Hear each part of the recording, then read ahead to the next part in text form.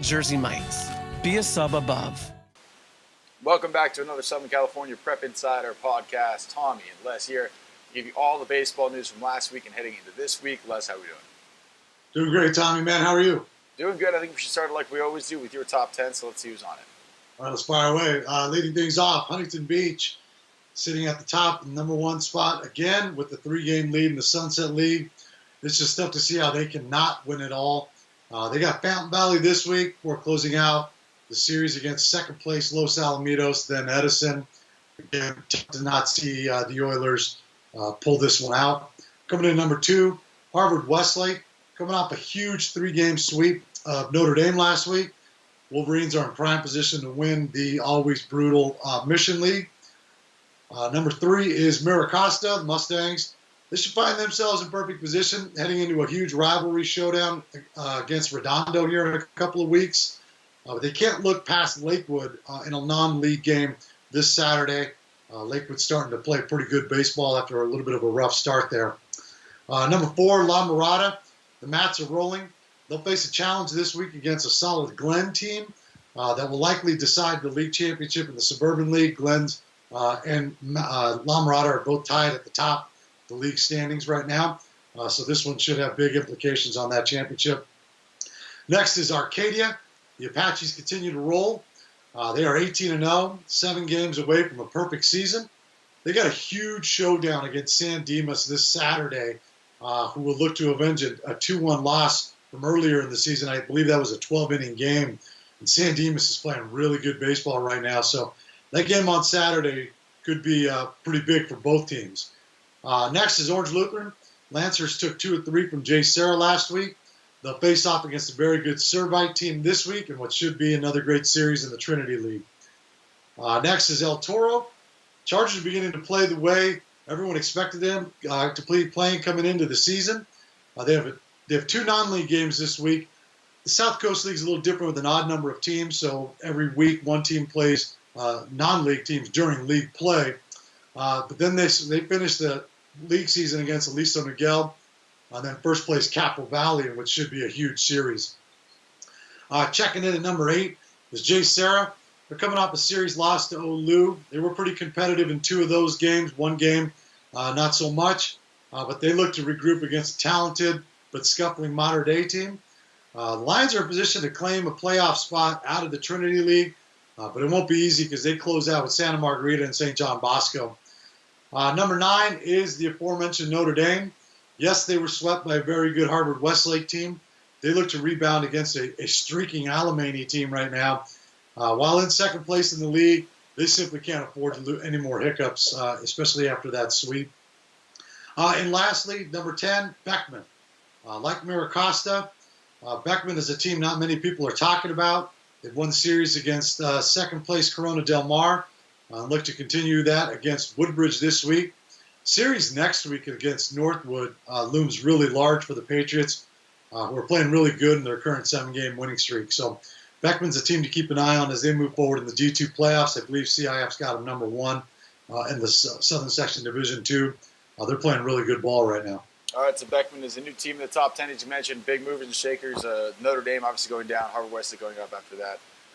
Big series there. We'll go and look at players from last week who impressed. I'm going to start with Montebello's Alex Solis, who went 6 for 12 with 4 RBIs and 5 stolen bases in their 3-game sweep of Bell Gardens. Rancho Christian's Trevor Jones, 6 for 12, a home run and 12 RBIs in his last 4 games. Next, I've got Hearts' Bryce Collins, who had a 14-strikeout no-hitter against Golden Valley. He's going to be pitching at Arizona next year. We all know why, obviously. Going all the way out east to the desert, Palm Desert's Travis Adams. He had a no-hitter, too, except for he had 15 strikeouts, so he had to one-up Bryce there. He'll be pitching at Sac State next year. And finally, San Luis Obispo's Cooper Benson. He pitched 7 innings last week, 12 strikeouts, only gave up 2 hits. His current ERA is .34. He'll be pitching at Arizona State next year. A couple guys you want to mention there is Bryce Collins, who you mentioned, he's got a chance to hear his name be heard in the MLB draft here coming up in June, and he's starting to show that pretty well. And then Cooper Benson, we actually have him number 1 in the state in our 2019 rankings, and the lefty, he's just really, really good. But I'm going to go with a few guys out here. Devin Lindemann out of Temescal Canyon, junior catcher, right-handed pitcher, infielder, seems to do a little bit of everything for them. was 3 for 6, 4 walks, 2 RBIs, and a stolen base. Behind the plate, he picked off a runner and threw out 2 of 4 would-be base stealers.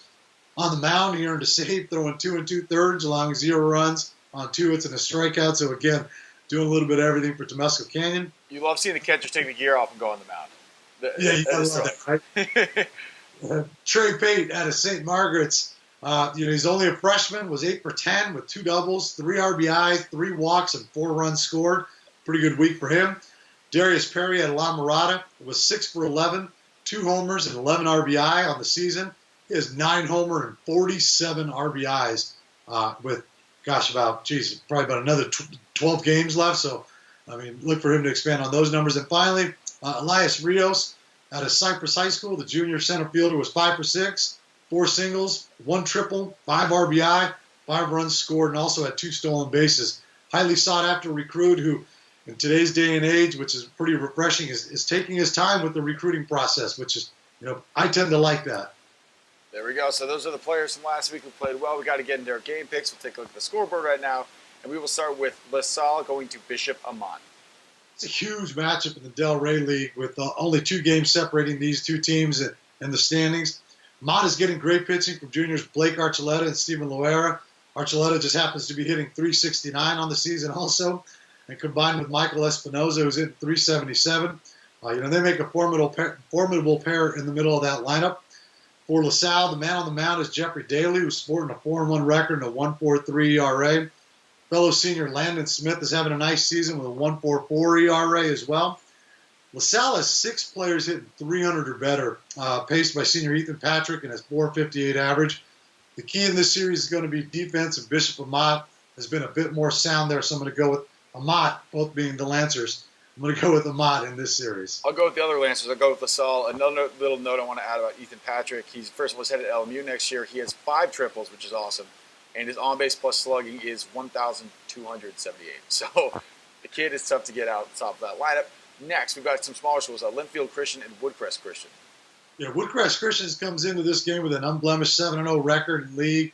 They look to build on that against 4th place Linfield Christian. Every regular starter for the Royals is hitting over .333. Junior Jordan Keller leading the way at .452. He's a San Diego State commit. The Royals have the pitching and the bats to go a long way in the postseason, too. For the Lions, the story has been pitching as the end of the week with a 1.47 ERA. But I think the Royals just have too much offensively for Linfield to overcome. So I'm going to go with Woodcrest Christian here. I agree. They have 11 home runs as a team, 4 of them coming from, as you mentioned, Jordan Keller. Next, we've got Glendora and South Hills. They're playing on Tuesday. We're just going to talk about the Thursday game.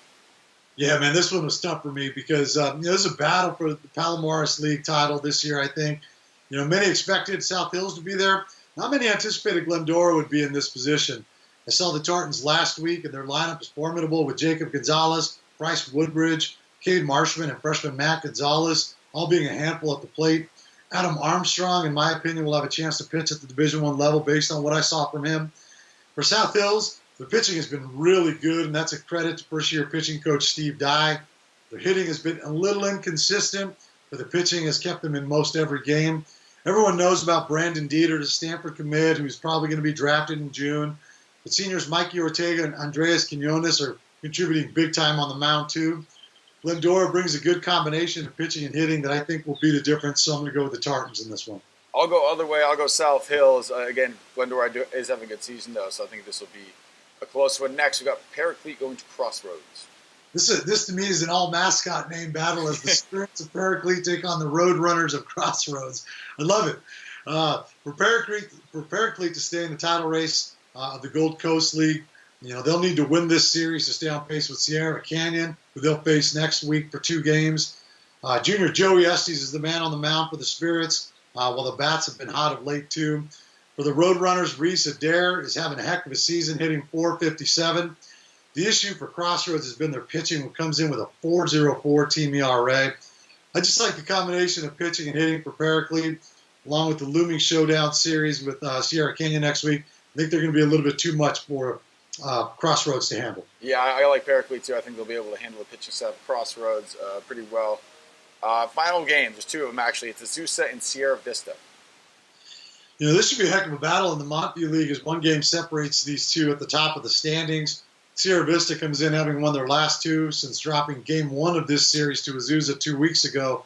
And they'll no doubt have revenge on their mind. Junior Isaiah Lopez is hitting a ridiculous .562, and the Dons have 6 regulars hitting over 400. Tommy, 6 guys hitting over 400 for the Dons. Based on that fact alone, I'm going to go with the Dons to avenge their loss to Azusa and win the series this week. I had the exact same stat, the players hitting over 400. Anytime you see a 4 out there, it's crazy. You see 6 of them. A little bit intimidating. So, Les, what else you got going on this week? Anything else you want to let us know about? Yeah, heading out to several games this week. Check out prepbaseballreport.com/California. We are launching our rankings this week. We're doing an MLB draft preview on 3 to 5 guys that we've seen recently. Just a lot of content coming out. Check us out. Check us out on Twitter at @PBR_California. On Instagram at @PBRCalifornia. You can hit me up on Twitter at Les Lukach. Okay, I'm going to hit you up because I've been eligible for 10 years. Still no pick yet. So I don't know what's wrong. I think they keep forgetting to call my name. I think that's what it is. Hey, you got to talk to your advisor, man. Make sure you're submitting the right paperwork. That must be the problem. The paperwork probably got lost in the mail. Anyway, we'll see you guys next week with more of the same. Until then, enjoy the baseball.